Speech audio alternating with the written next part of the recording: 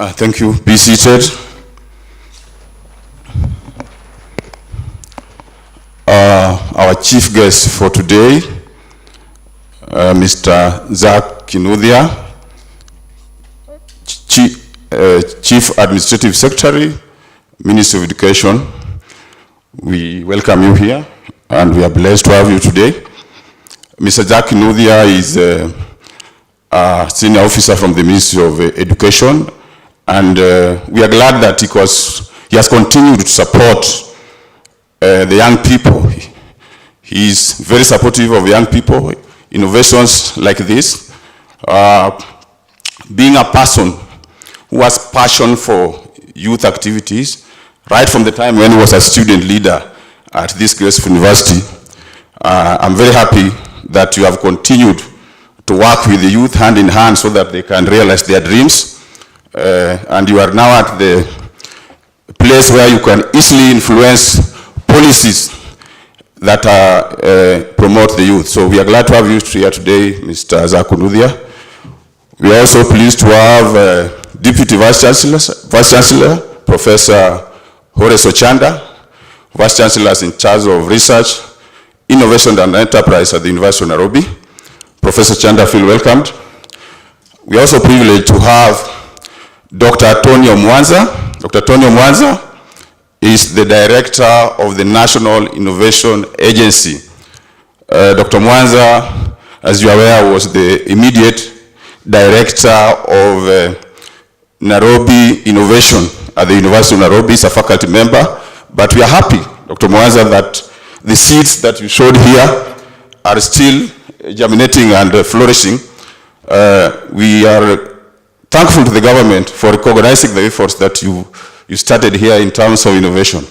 And we are happy that you are here today to support the young people to grow their startups and innovations.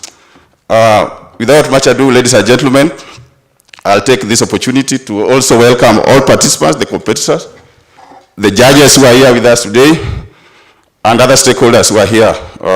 Feel welcomed. I would like to request Professor Horace Ochanda, who is also representing the Vice Chancellor, to give welcome remarks, and then we proceed from there. Professor Ochanda, welcome.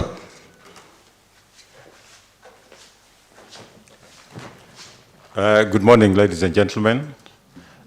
The chief guest, CAS, Zach Kinuthia, who is one of our own, or used to be one of our own. Dr. Tonio Mwanza, who is the CEO of Kenya National Innovation Agency, all judges and participants, good morning again. It gives me great pleasure to be here. First of all, in my own behalf, to represent the Division of Research, Innovation and Enterprise, which plays a very key role in all this, and also to represent the Vice Chancellor in this event. He had other commitments, he couldn't be able to come in. But I'd just like to say that the innovation that we are focusing on is what is going to drive this country forward. Yesterday we were at another event, again graced by the CAS, who was the chief guest, unveiling the CEO of Kenya, Kenya National Innovation Agency. And the ideas that came out of that were great ideas.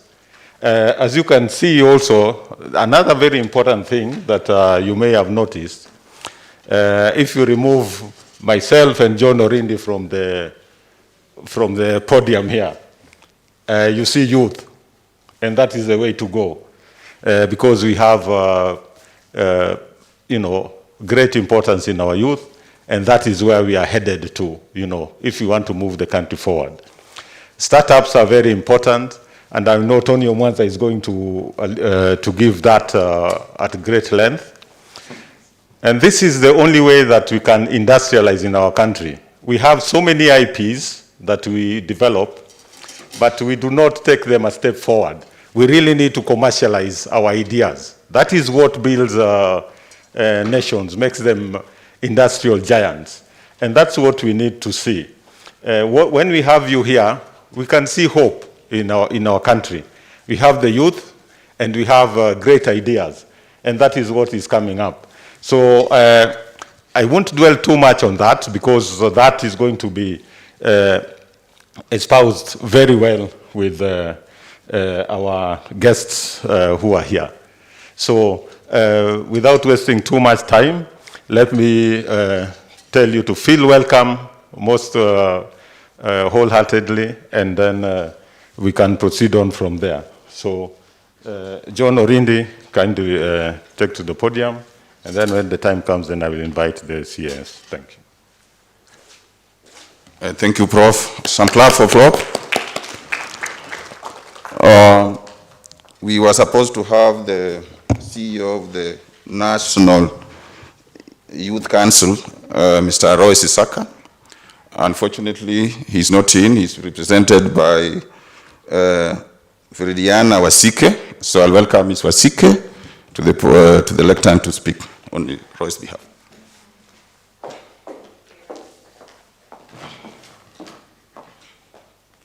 Good morning, everyone. First of all protocols observed. Buenas, karibu sana. Tony, it's a pleasure again. We consistently meet. This morning, I'll be representing the CEO National Youth Council. Unfortunately, he could not make it, Mr. Roy Sisaka Telewa. And the reason as to why when the team for HULT came and approached the National Youth Council and requested us to be part of this process, the reason as to why we agreed to be part of this process is because we know that the young people are the engine of innovation. The young people are the ones who will push us forward. And the CEO was very, he really wanted to be here. In fact, we had requested for a link for him because he really wanted to have this moment to speak to the young people. And for him, the biggest stress, the biggest need for him is for young people to rise up, to be able to take these chances, to take these opportunities every often, so that you can be able to immerse yourself in the areas of development, in the areas of being involved, in the areas of being engaged. When you look at this year, a lot of engagement with our young people has been curtailed. And this engagement is the engagement, the professional engagement. When you look at the innovative engagement, our young people have been left behind because the kind of, I'm trying to put it in focus, the kind of market dynamism that we have sought to see this year has been held back. And that is why the push to be able to ensure that we are present here today is to be able to push for that dynamism. I've been privileged to serve in the judging panel as well. And just to bring the focus is the fact that our young people are also far removed from the exact market dynamics and the exact market changes. And that is where now we are also calling for all of us to come together, be it the older generation and the younger generation. How can we work together in a way that we are able to exchange ideas and in a way that we are able to exchange the real scenarios? I was looking at the lead judge, and what we kept on shaking our head with is the fact that, do you really know that this is actually happening? Do you really know that there is this gap? Do you really know that this and this is actually happening? Have you done the right research? Have you gone through this and that? And for us, that is the biggest gap.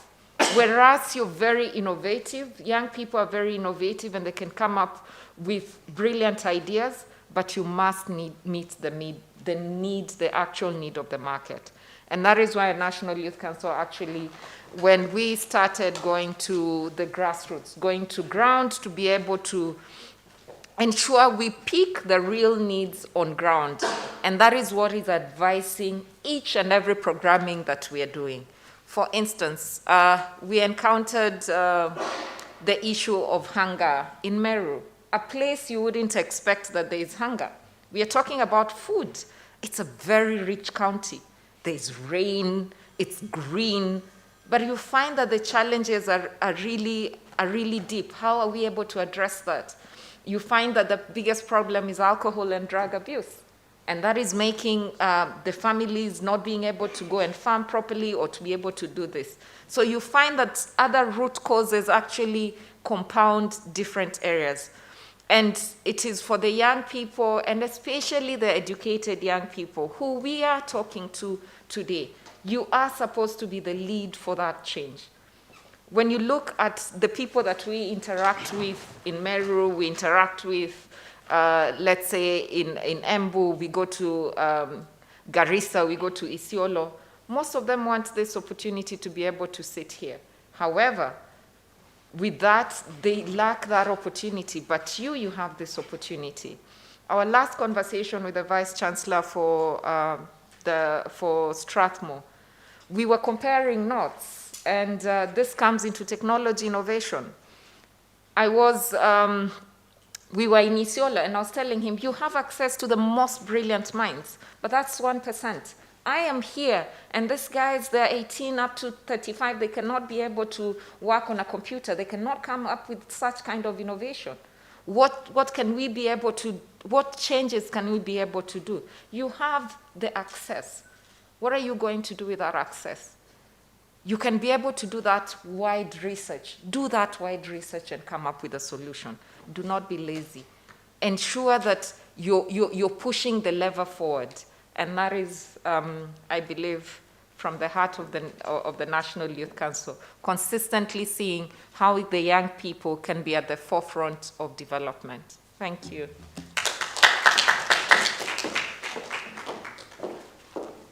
Thank you, Veridiana, for good advice for our youth. You'll be hard yourself. You have the energy, you have the ideas. You can bring solutions that are required to change things in whatever you are. It's now my humble pleasure to invite Dr. Tony Omwanza, CEO of National Innovation Agency, to give a keynote address to our innovators.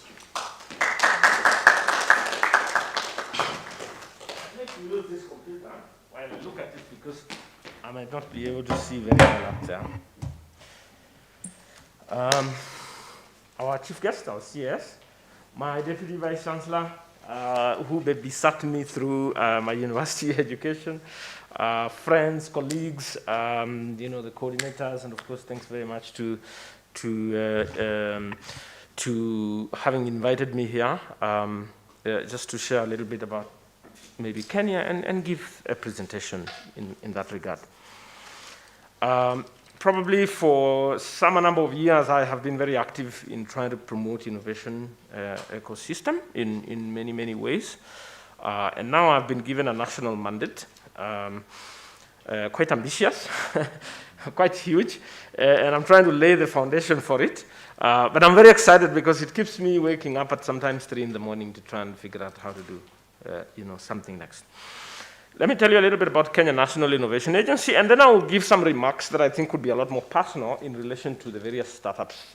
I got an opportunity to listen to 2 of them. I just hope that yes, it's working. Yesterday, we did a little bit of a launch of what Kenya National Innovation Agency is about. I'll remove a little bit just for those who haven't seen me before. Otherwise, you might say, I don't know that guy when you meet me. Okay. So, and I did articulate that we're going to be prioritizing supporting the commercialization of research. And secondly, we're going to support a lot of the startup movement. And when I go into a little bit of specifics, we have set a goal as the Kenya National Innovation Agency that we are going to sustainably support commercialization of 1,000+ innovations. From who? From individuals, from TVETs, from high schools, from universities, from non-formal systems. There are people in River Road. There are people in Garissa, as you just said. And in order to support that commercialization, we have to harvest them. So I'm going to go with you wherever you're going, so that we can kind of pick through and figure out how to line them up in a commercialization process. So I've listed a number of things that we can do to achieve that, including the scouting mechanisms. We are developing a digital platform where we'll be able to unveil and review these ideas for other people to connect with you. So if you're a startup and you have this concept, you can get a financial institution, a VC, an angel investor, and so on and so forth. We try to promote the establishment of incubation hubs. The digital marketplace that I've just mentioned here is one of the outputs that we're starting to work with this December, and so forth. Then in the startup narrative, we are looking to actually work very closely with you, again, among others, in how do we harvest, in this period of 4 or 5 years that I'll try to coordinate this agency, we identify and support 10,000 idea stage or early stage startups. And we're going to need to work with institutions, with partners, we're going to research centers, high schools, village people, chiefs, county government, regional authority agencies, and so forth.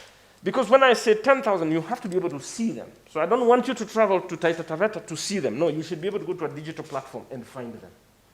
So we need to find a way to consolidate that. Then we need to support about 1,000, I'm aiming at 1,000 growth stage startups. These are people who have already identified their business models, they've got their value proposition right, they've got their partners, and so on and so forth. And finally, I'm looking at 100 high impact. When I say high impact, this is a startup that has scaled significantly, taking 100, 200 employees, potential to go beyond the borders, and so on and so forth. Right now, we talk about Twiga Foods, we talk about Little, those kind of startups. We look to support a number of those. And we have specific mechanisms of how we will try to do that. Most important for me in this area is angel investors and VCs. We're going to strengthen that pipeline in order to achieve these goals. Now, my slides got twisted a little bit, but let me come back to now what we're doing here. If what you're going to do, I listened to 2 or 3 of the startups speaking, and I love it. I relate with what you're doing, and I really, really appreciate and want to find ways of supporting. Now, if what you're going to build is going to be sustainable and innovative, then it must be based on value proposition. Robert Yare is a judge. We've worked for many, many years, and we speak that language over and over again. And when I say don't make it academic, please don't do it so that Professor Ochanda can mark it correctly. This is not the judge. It's not an academic exercise. It is a real customer. It's a real user who is going to judge you. You can stand and make a very nice speech, impress everybody in town, and probably attract funding around it. But your success is going to be measured by, did the customer accept? Did it feel a pain point in their lives? And were they willing to go into their pocket and pay for it? That's the measure of success. You can't fake it, you can't theorize it. It means you must get out and engage with these consumers and see if you can really identify with their value. It's not an academic exercise, but you truly identify with the value. If you can get many users and customers of that kind, you're in real business. So if what you're going to do is going to be sustainable and it's going to be innovative, then it has to be based on some value proposition. And this value proposition is by someone else out there. Not me, not Professor Ochanda. Now, what is innovation? I have my own definition. These things sometimes make it very difficult. Some of us who are very passionate, we find it very difficult to speak when you have to struggle to breathe. Now, look, this is how I define innovation. Change that adds value. Simple. It's change that adds value. That means you and I will have to create a movement from this state to another state. Whatever you do, it has to create some movement from the way it was, whether it's going to be from a time perspective, cost perspective, look and feel, processes, whatever that is going to be. There has to be some change. And that change needs to add value. And that addition must be positive. You can't move backwards and say we've innovated. No, we have to move forward. So whatever problems you're solving, change that adds value is my message for you. But value to who? I just said it. It's to the user. It's not to the professor. It's not to the friends. If it is to the friends, that's a hobby. But if it's going to be some real user that you really identify and have related with, that means you went out there and you've interacted and you've truly established there's a critical mass of people. Don't try to convince me. Please, it has to be about that customer. Does that make sense? Absolutely. In that change, I don't care too much about the significance of the change, but the important is that there is change. It can be small, it can be big. That is going to be our contribution, that I make some change. I may be very ambitious and probably have access to things that will make it big. That's fine. But for you, find a way to measure that I've really made a change in some people's lives. When I say value proposition, probably this is like at the heart of everything you're going to try and do, and I am trying to say so. It is nice to do certain things, and sometimes we struggle with our research world. It is good to do certain things and probably publish papers, but if it is not going to be value that releases some pain from some user or improves the lives of some user, then it kind of remains a good academic exercise. I don't have a problem with academic while I've been in academia for some time. It has its place, no problem. But what we're talking about, innovation, then it's really about value. In my diagram here, which is a very famous diagram for value proposition design, on the left side you see the circle. People, customers, users are trying to do something in their lives. The farmer is trying to do, I listened to your team about farmers. They're trying to do something. There's something that makes them happy and successful, and there's something that gives them pain, whether it is those potatoes that are rotting in the compound because they never got a buyer. If what I do is going to reduce that pain, that is a pain reliever, or that which I do is going to improve the quality of lives of those people in that which they do, then you and I are creating something sustainable. Does that make sense? Then it is really sustainable, and it's going to be innovative. And then once we know that clearly, then we build our business model around it. That route to market, how you and I are going to take it, how we're going to fund it, which partners are we going to work with, then you're able to think everything around that value proposition. Now, I also talk a little bit about human-centered design. This is a subject that I also became very passionate about. Human-centered design. Now, don't look at design as a way of trying to create something, but just think about, like, if you're trying to create a solution to people, this is not for Professor Ochanda to tick for me, but it is for me to solve societal challenges. Human-centered design. It's a way of thinking. Take it in from me. It is just a way of thinking. That does what? It places people, users, customers, children, employee, your spouse, everything at the center of that which you're trying to create. So we truly say that this is the child that I'm creating a solution for. I am going to design everything I do, but this is going to be at the center of that which I do. All right? So if I'm trying to solve the challenges of the youth, then they are at the center of that which I'm trying to do, human-centered design. And I come back to my sentence again, that if it is going to be sustainable and if it is going to be innovative, then it is going to be based on value proposition.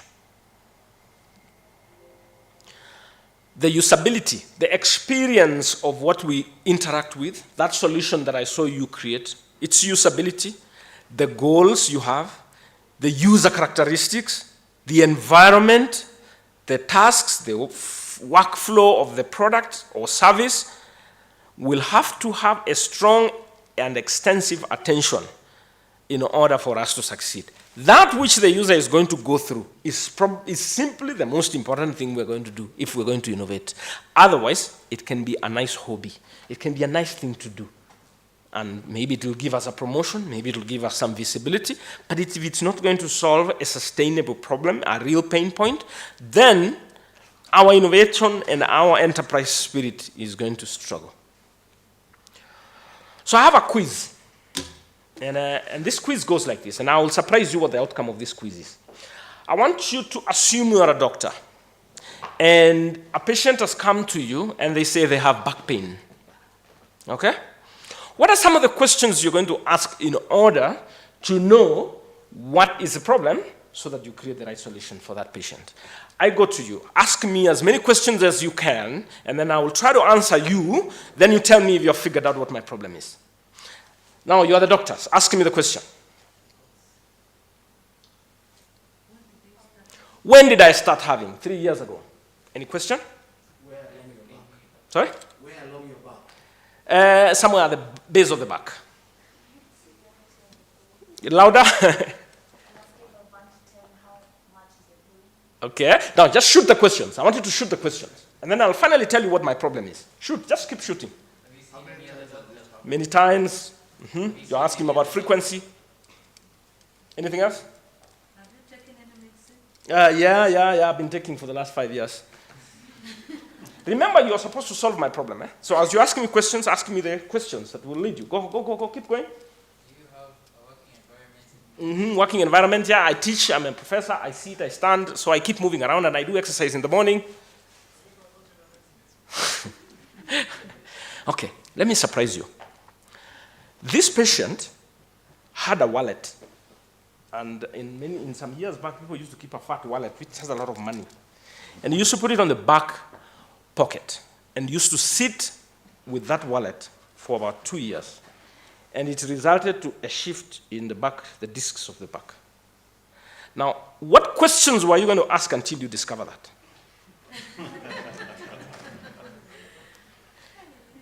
And when you diagnose the solution to that patient, how are you going to diagnose it? Which medicine were you going to give, Prof? Yeah, some Panadol and so on and so forth. And we don't get the solution to the problem. You see what I'm trying to say when we say value proposition, which is truly based on immersing yourself in real customer. It's not an academic exercise. So, design with the user, not just for the user. Design with the user. Try as much as possible to immerse yourself in the lives of the user. And so it is not so much about following some processes and some specific tasks and so forth. All I'm asking us to do is to be mindful of the human-centered approach. So that it is not something that you must follow 1 step, 2, 3, 4, 5. And with that, I will encourage you that it is worth it. It is worth the trouble because it will validate some assumptions that you have about what you're trying to do. It will reduce waste. You will spend less time in getting to the solution. It will build loyalty to your customer. If the customer buys that biscuit I saw or cake today and they don't buy it tomorrow, you're in trouble. Because it's about the repeating customer that then keeps your business going. And you cannot fake that. You've got to have designed it with that person so that you truly connect and it becomes sticky. And you'll try to be multidisciplinary. Now, I listened to some of the pitches. You know, one of the things that I have found interesting, we are not all marketers. We're not all going to be good at selling something. I may be very good in designing it. Somebody else might be very good in packaging it. And somebody might be very good in presenting it in the way that it appeals to the consumer. Figure out in your teams how you ensure you have these disciplines. Please don't hold it too much and try to do everything yourself. Try to split the tasks based on what your strengths are.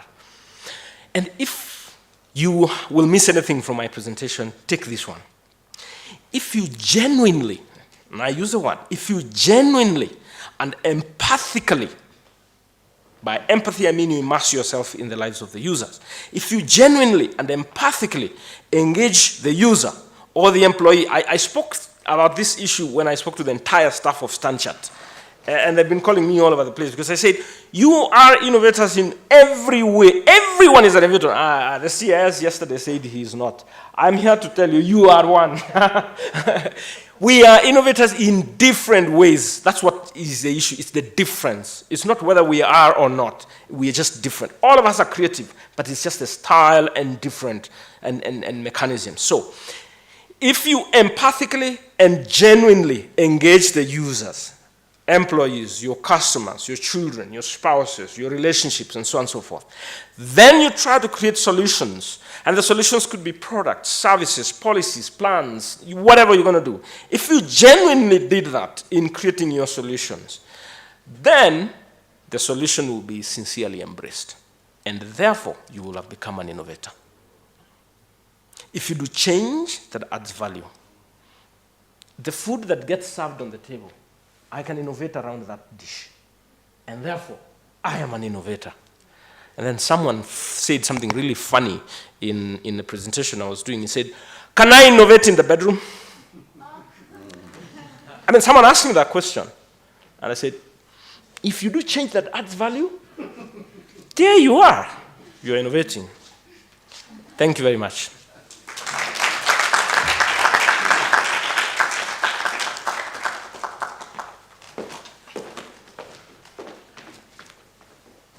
Thank you very much, Dr. Tony Mwanza.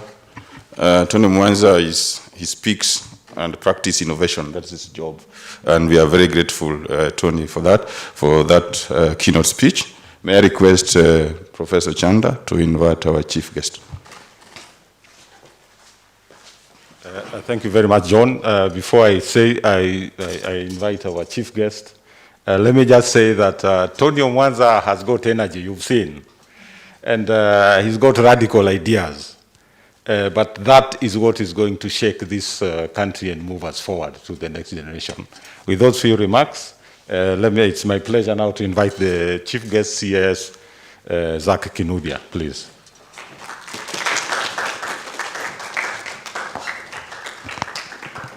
Thank you very much. Those who are standing can sit, and those who are sitting can stand. so that we are all equal. Deputy Vice Chancellor, representing the Vice Chancellor, Professor Chanda, CEO for Kenya National Agency of Innovation, or Kenya National Innovation Agency, the Kenya, all right, let me say, the representative of my friend Telewa, National Youth Council, all the protocols observed here, ladies and gentlemen, good afternoon. I will have to put off that phone.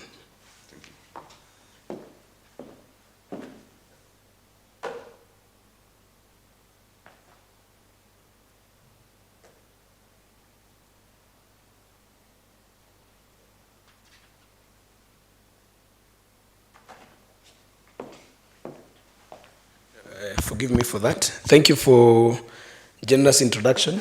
The MC, has he left? Oh, the MC, thank you for generous introduction. 7 years ago, I sat in the University of Nairobi Council. I think I was the last student leader to be sitting in the council.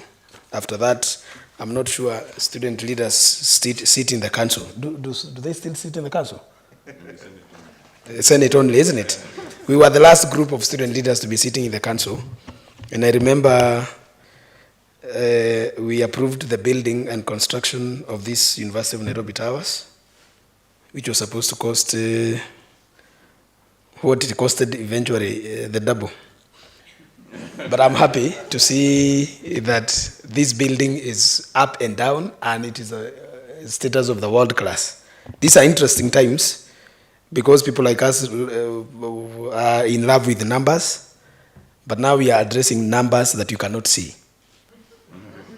It is very interesting times that we are living in. Thank you very much, CEO. It is always not wise to speak after Professor Tony, because of the energy you're speaking about. You can feel it, and the ideas are crazy. We agreed yesterday we have to be crazy for us to change this world. Although the more you age, the more you realize change is impossible. Because they say, when I was young, I wanted to change the world. Now that I'm old, I cannot change even a TV station. Because the TV has owners in the house, and you don't want to change even news. So I'm very excited to be back to the University of Nairobi in this auditorium. Very nice and very good looking. As usual, I also appreciate the place the youth have been placed at the National Youth Council, and thank you for your well articulated speech, lady. Because the youth is the engine of innovation. That's what you said. Thank you very much. That's a very good, powerful statement. I want to read what is written, and then I will make offside remarks, and then I will sit down. It is an honorable moment for me to be back to my alma mater, a place where, among many things, I learned to think coherently. It is a place my knowledge about reality, traditions, beliefs, culture, and religious understanding were put on trial and awakened the hunger to want to know more, the habit I still hold dear and maintain to date. More so, it is a place that inducted me into the world of politics because as I said earlier, I served as the chair of the then student organization of Nairobi University. Today it's called something different. I think, what is it called? UNSA. If I was a student leader, at the time it was being changed, I would have rejected and led the student to the streets.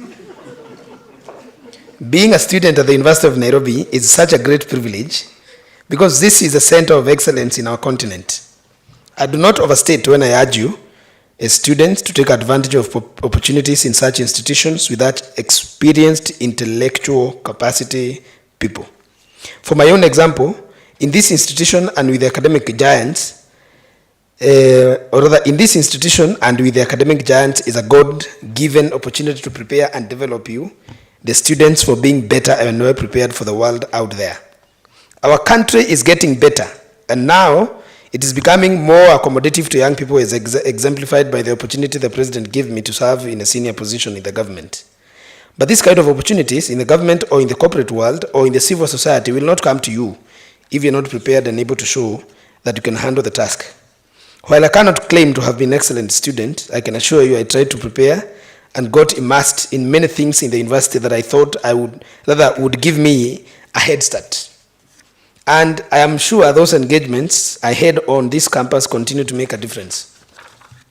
While time cannot allow me to narrate the whole story, I just want to encourage you, young people in my generation, because majority of them here are my generation, that my story and your story may be the same, and probably is the same.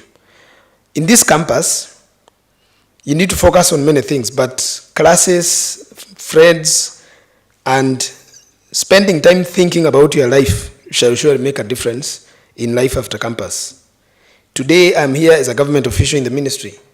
My job involves gracing such events as this one that brings us together, but more importantly, it involves advising His Excellency President Kenyatta on policy issues as well as engaging on citizen on what the government is trying to achieve and their feelings about it. I have not held this job for long, but there are a few things I learned that I can share with you today. One, as a youngest government officer, I have come to realize that young people must be aggressive and must decide to be involved in the nation building. Nothing comes on a silver platter, as they say, and you should never expect anything to come easy.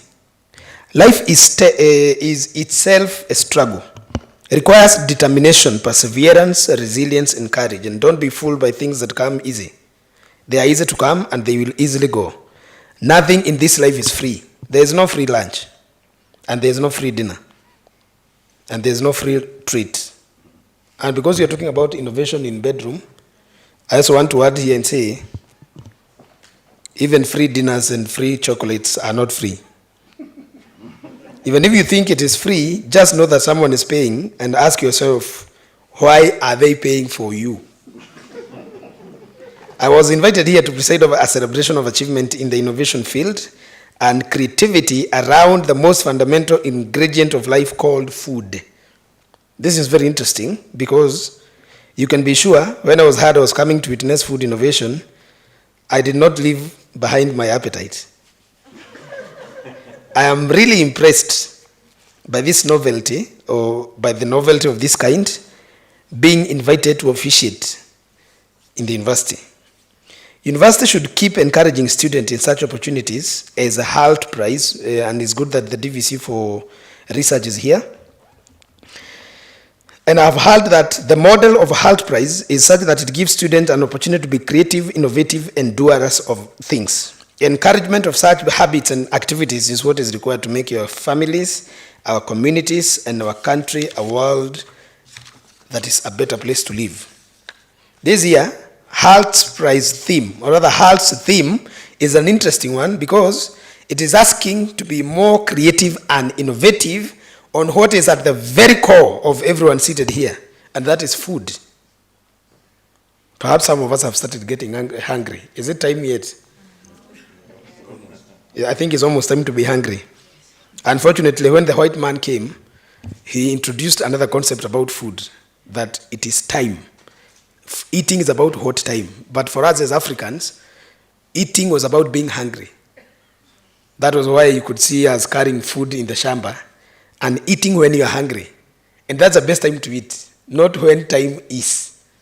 Because we eat because it's lunchtime, dinner time, but we should eat when we are hungry. The creativity and innovation involves creating sustainable solutions to food challenge and more specifically tackling hunger amongst our people.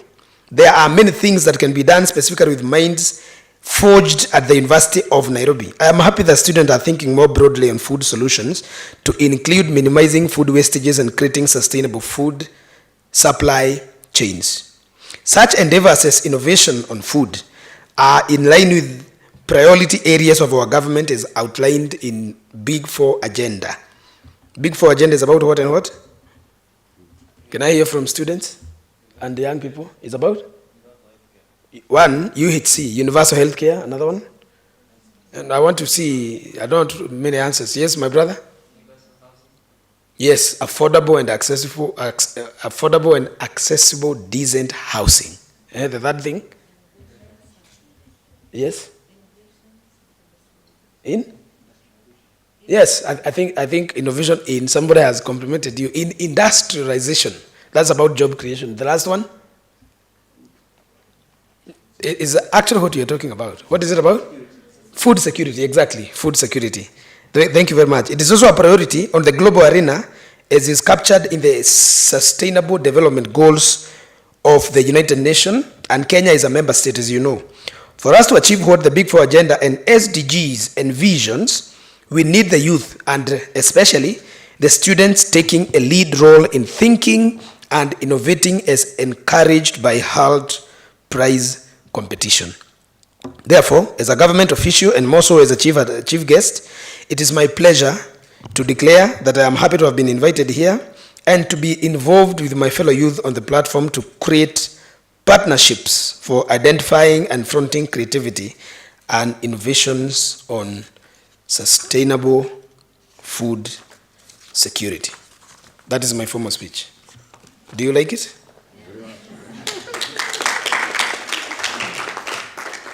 Thank you very much. Now I'll make an offside comment and then I will sit down. Now that this is about innovation and you have called the national leader in charge of innovation in Kenya before me, I may not be able to add anything useful after him. But I would say the following. One of the greatest startups in Kenya today is about food. Do you know the name? Yes, Twiga Foods. It's about the food. Why my friend created it, the CEO and the founding chair, was very easy. That there was a problem in the supply chain of how food was either reaching the market or how food products was getting back to the people, the farmer, the consumer. But he did not complain. He never sat down there. He thought about how to innovate a seamless system. And today, the company is on the verge of joining the $1 million worth. And I think it is currently. I think it is $1 million company today. It's actually more than that because of this. So let me assure you, because you are here for this auspicious occasion, that if you must innovate, as he said, we must not be more entangled by the intellectual rigor of it. The intelligentsia community have a lot to offer in the innovation, but it is not about it.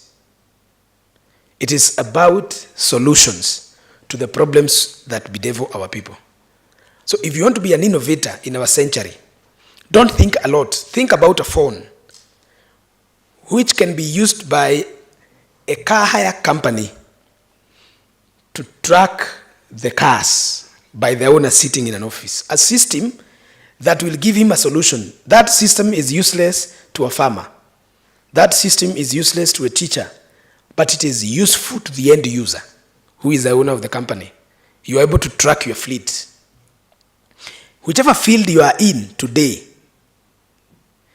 think innovation. Google Classrooms, WebEx, Zoom. These are innovations that serves the time that we are living in, because there's a problem. Zoom would have been useless last year. The person who actually came up with Zoom application was taking a ride on his own dreams. And he was enjoying himself perhaps in a campus room until January this year. Do you think Zoom will ever be the same again? Do you think it will go back to where it was last year? The guy has actually made enough money. In the pandemic that has made everybody poor in the world, the guy has been made the richest person in the world by the poor. By the poor, the pandemic. And that is how it is.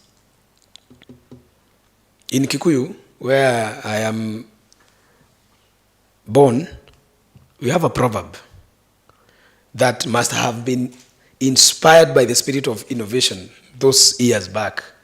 They say, our people say, I don't know, I'll say in Kikuyu so that those who are here can have advantage of understanding, but then I will loosely translate. They say,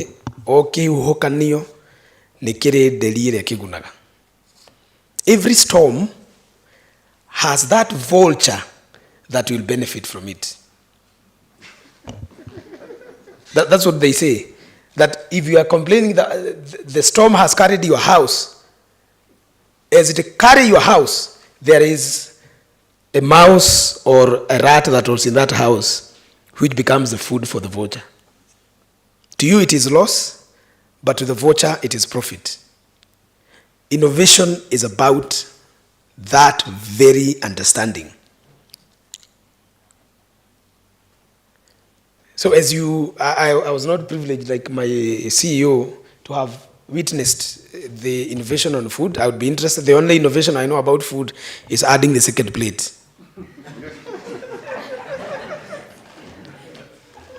So I was not lucky to see what exactly has been innovated, but I am happy to have second tier understanding that you have done quite commendable job in innovating around food. I wish you the very best. Commercialize your innovation and make your money. Don't make money like X. Make money like yourself. If you want to make money like X, then you might end up spending more time lamenting about how little you're making. But remember, that little is a solution to some problem that was there. So as you go back in your innovation hubs, go knowing that the small solution you offer to a problem, either to a shopkeeper in your village, or to the owner of a supermarket, or to a farmer who distributes food, that innovation is innovation in the sands of time, which impacts and make the world a better place for us to live. It is not about how big, as the CEO said, or how small innovation is. It's about the impact it makes. Finally, we have recognized that young people are not just in towns and in cities. Young people are also in the villages. Innovators are not just cool guys who have gone to the university and attained a degree. No. Innovation also is about a common village folk who also experiences many problems but have come with innovations that serves their community without academic words and without scholarly language. But they have made innovations around the villages. I remember when we were young, in the spirit of innovation, we used to be told, if you get 2 wires and throw them in a pit latrine, then connect them to a bulb, that house will be lit. I never tried. Is it true? Who tried? Oh. See, it never worked. It didn't work. What I probably didn't know what else I needed to put together. I just did the wires. Yes, as I was told. I think there needed to have been some plates, perhaps, that convert that thing into energy, isn't it? Perhaps, I don't know. But maybe there was that. But that was it. That's the spirit. An innovator has a crazy mind. And you have to keep trying. Many things have been said about innovation. I also remember we were told if you can, a can of, kasuku, ile kasuku kidogo, ukikaa upande huu na kamba ndefu na mwingine upande ule, muongee mutasikizana. Was that also true? Yes. Was it true? Yes. Do you think we should go back to those phones? But this is a mind that made the telephone as we know it today a gadget of use. It would have been very crazy. You mentioned somewhere yesterday that the Wright brothers in 1911 were crazy and nobody would even look at them. But 70 years down the line, innovators came up with a machine that would cover New York to Amsterdam, a journey of 7 hours, in 3.5 hours, although they stopped that innovation. Perhaps you can tell us why Concorde mission aborted and whether we need to revive it. We must keep our mind fresh. The body glows because of water, soap, and oil, and food. The soul grows out of love, patience, and peace. But the mind must grow through reading, through innovation, and through practice of the two.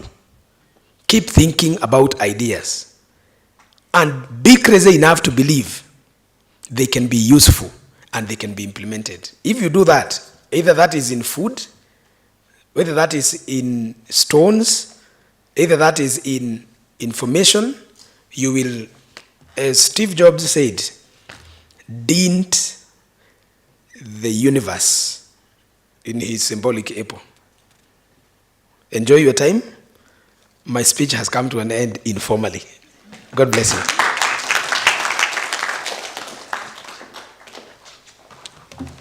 Thank you very much, Bwana CS. When you have Zach Kinuthia, you will not go wrong. He has a way of connecting with the youth through his speech and also through actions, and you got it well. Can we clap for him? Thank you very much.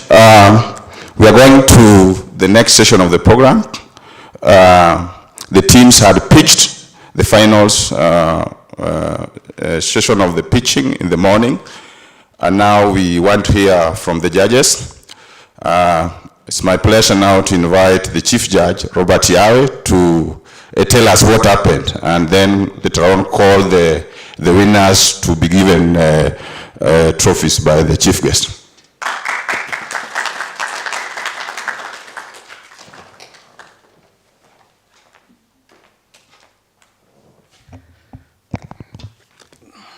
Good afternoon. Okay. My name is Robert Yare, and I was thrown under the bus by John as the chief guest.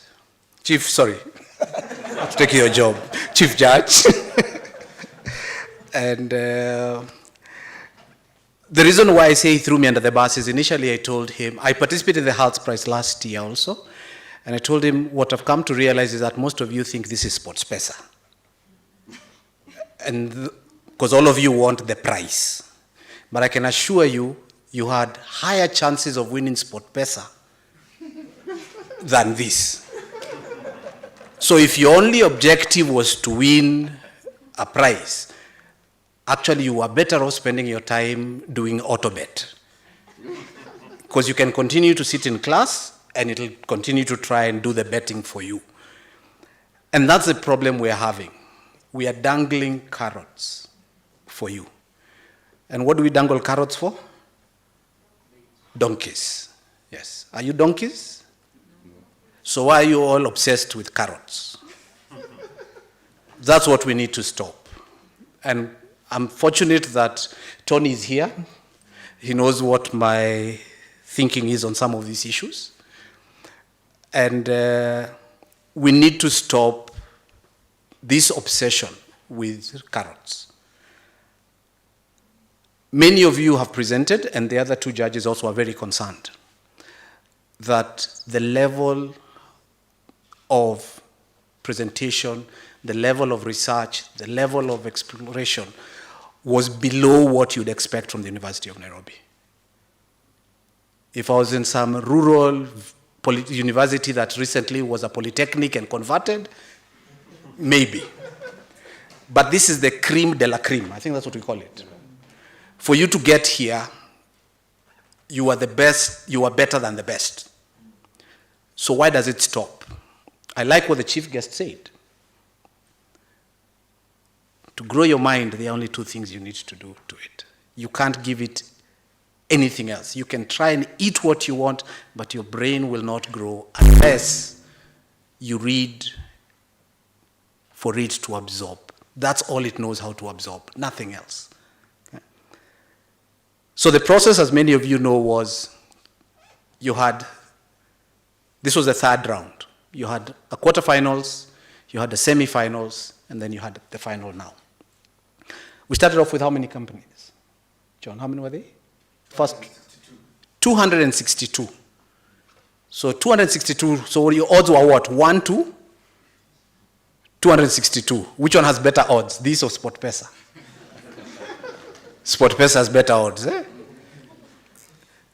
Yet you still participated. Why I told John initially I did not want to take part was, I looked at the program and I said, what we are providing is what we call pep talks during the process. And I said, if they don't turn out to be topics that will add value to you moving forward, then I don't want to be part of it. Fortunately, he listened. And he changed it and he made sure that what you went through were not pep talks. You are actually given the tools required to be innovative. Innovation is a science. Innovation is not an art. There are steps to be followed. And that's why you're told it's 99% perspiration and 1% inspiration. So that brilliance of yours is only 1%. You must do the 99%.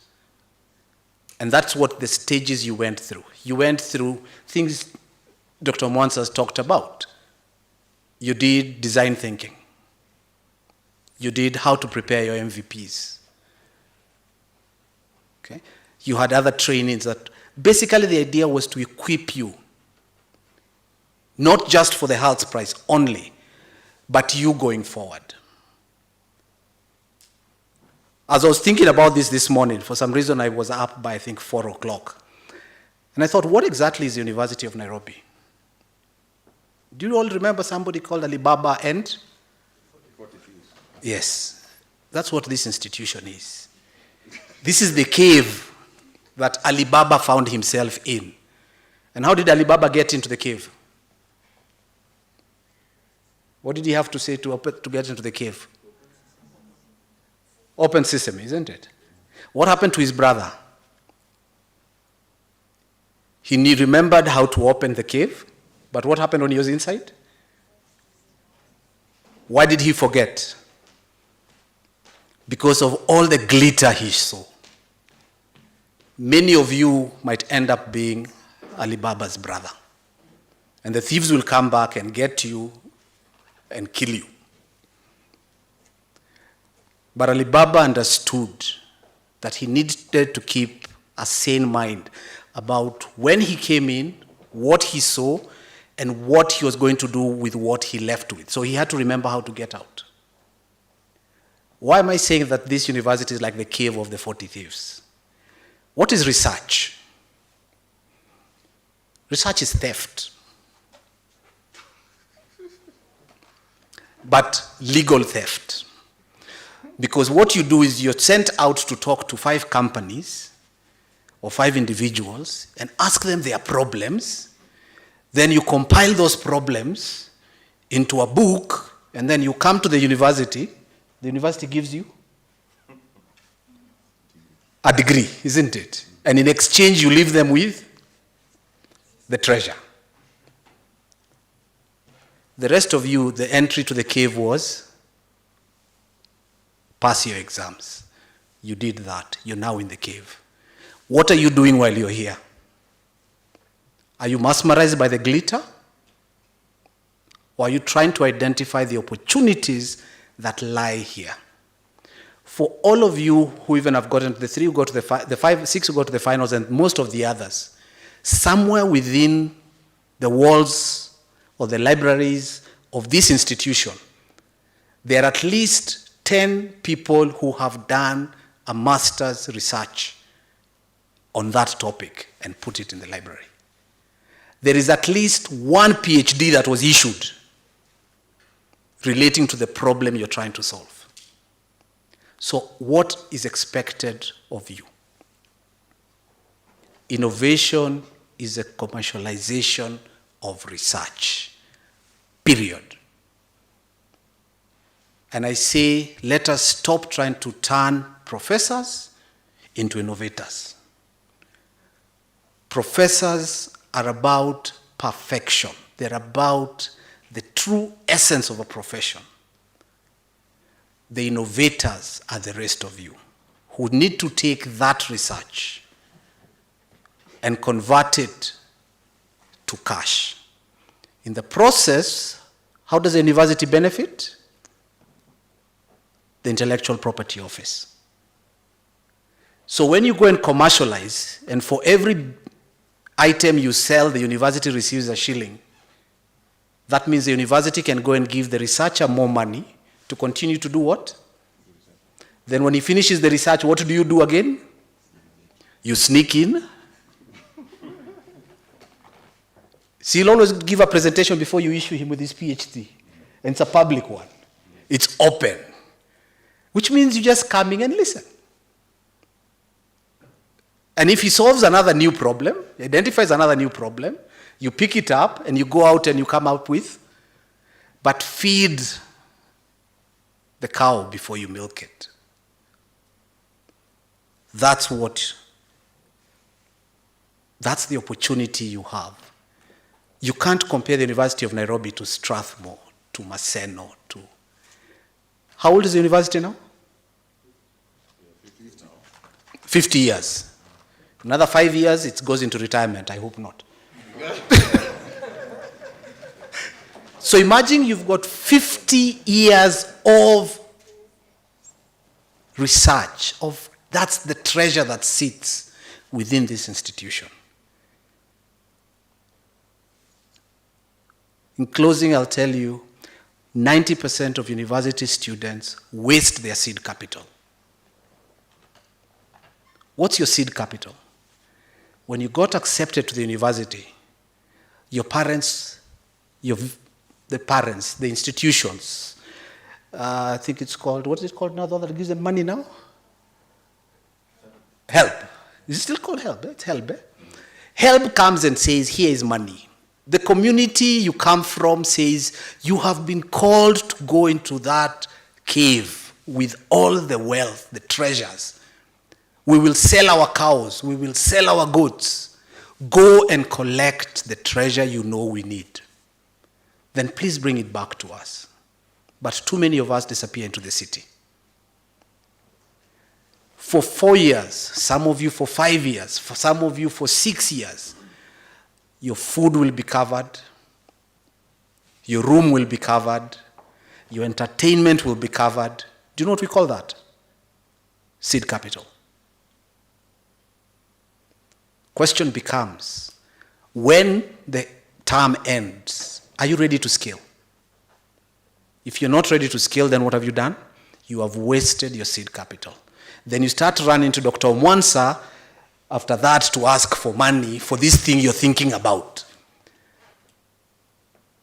Yet you're in an institution where you don't have to deal with government here. You only have one entity to deal with. It's called the university administration. And that's what you need to deal with only. You can set up an entire industry in this institution. Do they need licensing? They don't need licenses. Do they need to deal with KRA?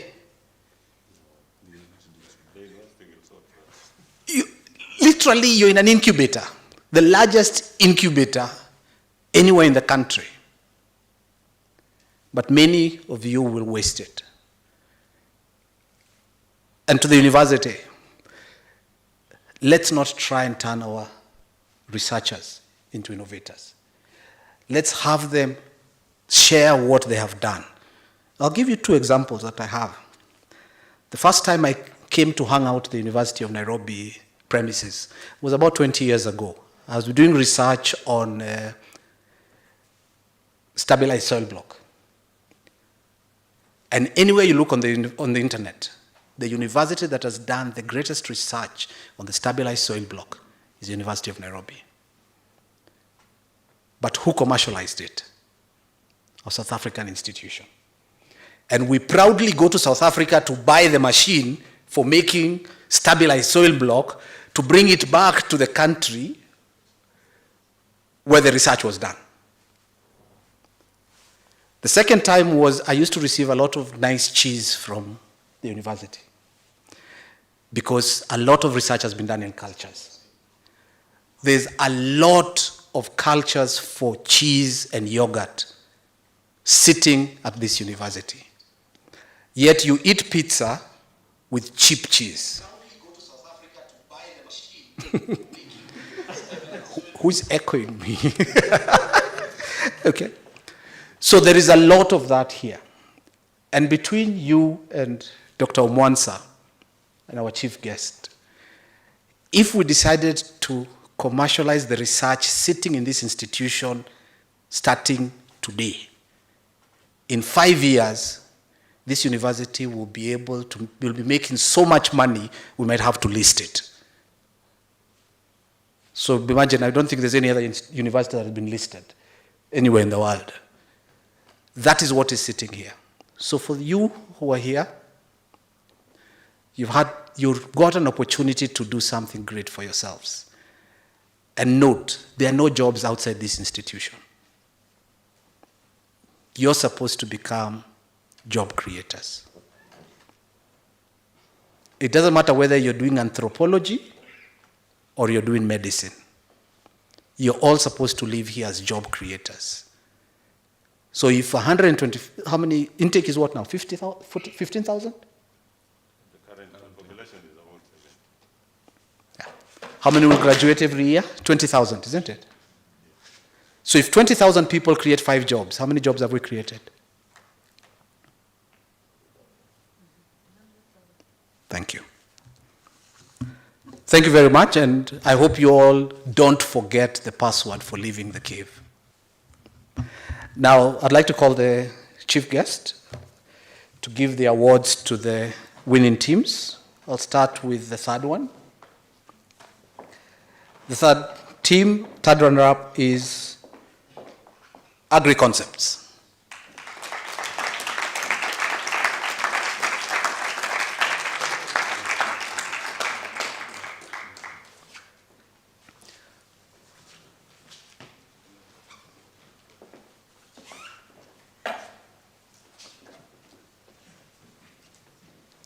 And this is not the end. For the rest of you, you have the tools to go out and continue to innovate. Agri-Concepts.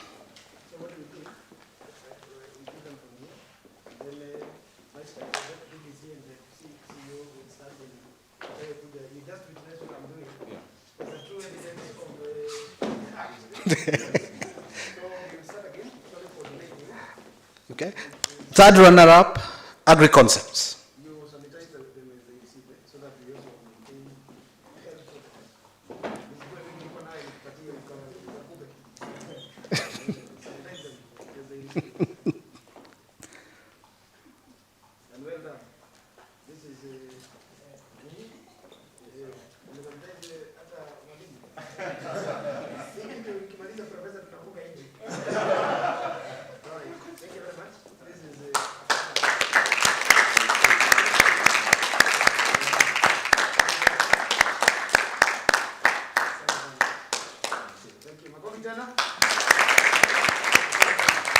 Thank you very much.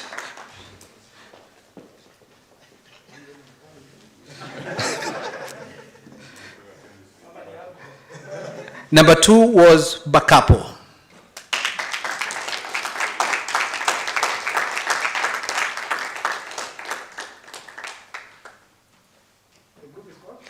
Vakapo.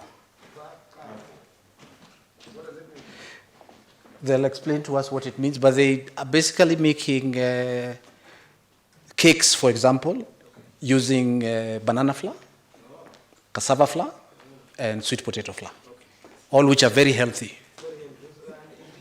Yes.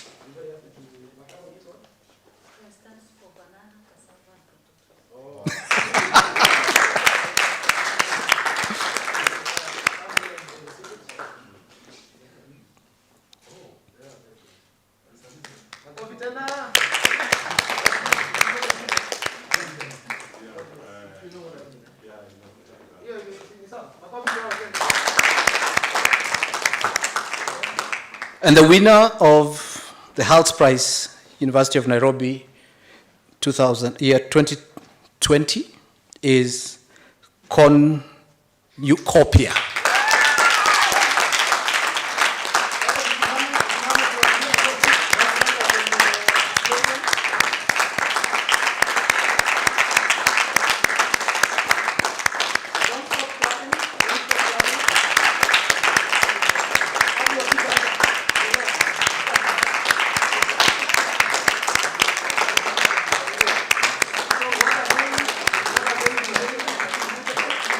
They'll allow you to grow your own vegetables at home. Yes. Yes. 4 engineers. And as you can see, we have true balance, not that 1/3 rubbish. This is 50-50. 50-50. All engineers. Yes.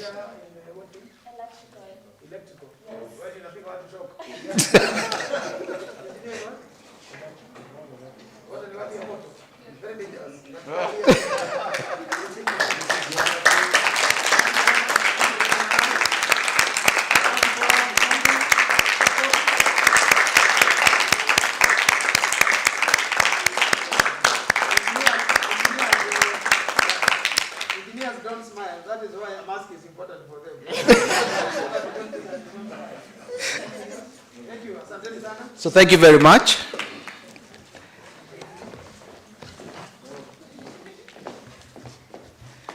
And with that, I'll leave the stage. Just before the chief guest sits down, let's give a round of applause for the teams which made it. I want to take this opportunity to actually thank our chief guest for being here.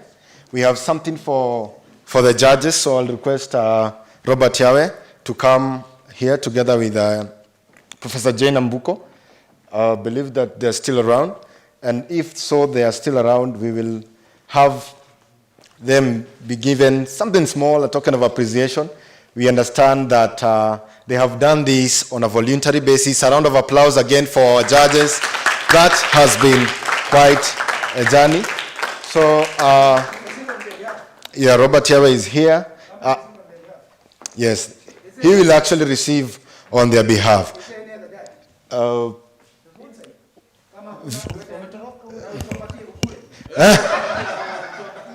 Round of applause again, even as they receive, yes, on behalf of the judges. Thank you very much. I'm here to make the vote of thanks. So, my name is John Mwati. I've been, together with my team, we have been coordinating the on-campus program. I want to give and take this opportunity to really appreciate the chief guest. Asante sana Mheshimiwa, thank you for honoring our invitation. And thank you so much also to the PA, because we have been coordinating this together. And I also want to take this opportunity to thank you, our keynote speaker. Let's give a hand to our chief guest and our keynote speaker. I also want to thank the Vice Chancellor in absentia, who has given us quite a platform as students to run this program and actually to be innovative. And also want to take this opportunity to appreciate the Office of the Vice Chancellor, Corporate Affairs, led by the Director, Mr. John Orindi. A round of applause for our wonderful MC for the day. I also want to take this opportunity and thank the Dean of Students in absentia. The Dean of Students, together with the Corporate Affairs Director, they have actually been so supportive in making this event a success. But before I finish, it is important that I recognize that I have with me the regional office who make up the global office team of the HULT Prize program. And I want to take this opportunity to actually ask Cliff Nyakundi to run up here and greet the crowd in a very quick way, because I know time is not on our side. And so let's give a round of applause for Cliff Nyakundi. So Cliff Nyakundi has been serving in the regional office as the regional manager. He has supported us, because you realize that running an on-campus program is not quite easy. They have given us the resource and the support that we actually needed. Karibu sana, Bwana Cliff. Thank you so much, everyone. It's really an honor and a pleasure to be here. Thank you, Chief Guest. Thank you. We've seen the Kenya National Innovation Agencies here. Thank you, Office of the Vice Chancellor. We don't have much to say today, just to congratulate all of you for making it this far, and to tell you that the road ahead is going to be much harder. But what we are doing as the Africa office is to create more opportunities for you. And currently, we have a partnership with the World Food Program that will support 2 to 4 startups from East Africa to the DTU University in Denmark to develop your prototypes and give you seed capital. So these are the opportunities we are trying to bring more to all of you. And we are trying to come up with an Africa Prize and a Kenya Prize. In Kenya alone, we're in 62 institutions, including polytechnics, and we'll be coming to your office, Honorable Zach Kinuthia. We'll be coming to your office, Dr. Mwanza. We see how we can collaborate together and bring more opportunities to young people and train them so that we ensure we all have quality startups. Thank you so much, and receive greetings from our CEO, Ahmad Ashkar. Thank you so much. Thank you. Thank you so much. I think I want to also appreciate our media sponsors, that is TV47. They offered us support, and let's give a round of applause to them. Also want to thank Synapis. So the teams which have actually gotten the opportunity to be among the top 3 will be given a scholarship to undertake a program, an innovation program under the Synapis. So they actually, number 1 will be given a 100% scholarship, number 2s will be given 75%, and number 3 will be given a 50% scholarship. The details will be shared to you. So that was a generous gift from Synapis. But the last but not the least is actually the committee, the executive committee that we have been serving together. This team is a dedicated team of students. They are just normal like us, who we have spent time just meeting together and planning all the way from the quarterfinals, semifinals, and now we had the finals. I want to recognize the committee by requesting them, wherever they are, just to stand up. I know many of them are out there perhaps sorting out issues, but whoever is around, I know I can see Benjamin Wekesa was our graphics designer. A round of applause for him. We have Isaac Kweyu. He was our media relations director. We had Grace Kamau, was our unicorn curator and secretary. We had Edwin Oro, who happened to be our events and logistics coordinator. Thank you very much. This is Nyakwach Vincent. He has been the judges coordinator, done an impeccable job. May the Lord bless you all, and may the Lord keep you. Thank you so much. Back to you, MC. Thank you very much. We are almost coming to a close. And now we are going to cut the cake. I'm going to request Mwati and Jolene to come forward so that they can guide the chief guest to cut the cake to mark this very wonderful occasion. Jolene.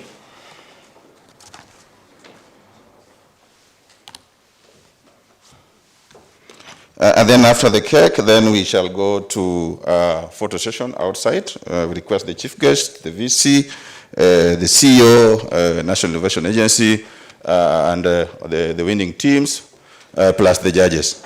Thank you.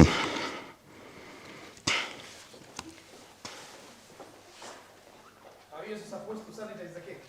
No. You can sanitize the cake because the CEO has not told them.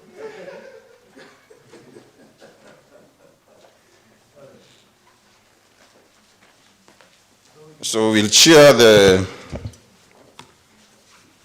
as they cut the cake. let's clap for. Okay. Hello, everyone. My name is Jolene. I'm from the regional office. I am the on-campus associate who help raise programs in Africa. So I help run such programs across the continent. So, shall we sing for the cake? Maybe, I could be. So we can sing. Yeah. Shake it up. Okay. That's right.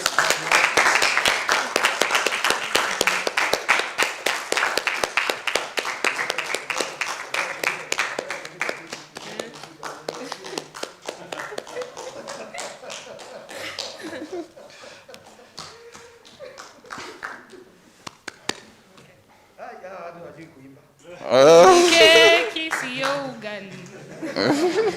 Ni keki sio ugali.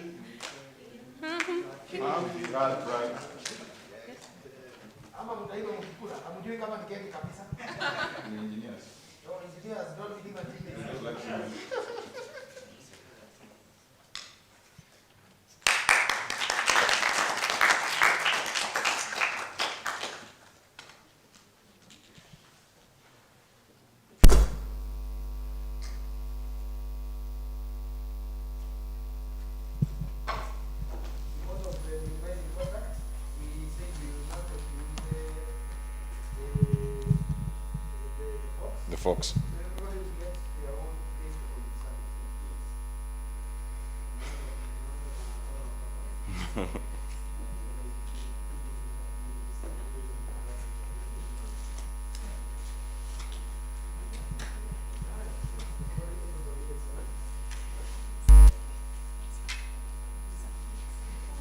Serve you some plates.